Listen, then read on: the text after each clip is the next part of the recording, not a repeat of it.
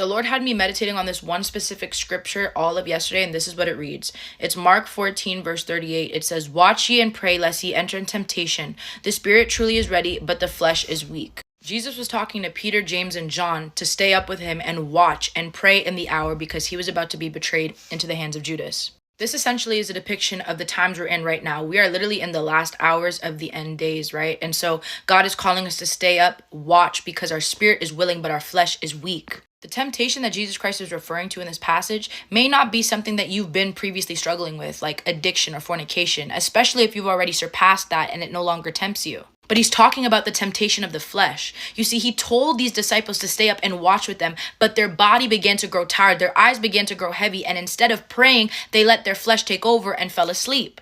And the enemy knows this, which is why there's been such a spirit of slothfulness, tiredness, fatigue, laziness even. And so as I was driving home just now, I was talking to the Lord, and he placed in my spirit that we are definitely in the times of Noah. And just so happens, my mom also sent me a text of this huge flood that just happened in, I think, Quebec, and people had lost power, lost access to food, all these things. And the Lord began to speak to my spirit, and he says, I've been telling my people to go and do certain things, but they've been continuously pushing it off. They think to themselves, oh, I'll do it tomorrow, or I'll do it the next day, which was literally me. I was supposed to film my podcast yesterday, and I ended up getting moved to today.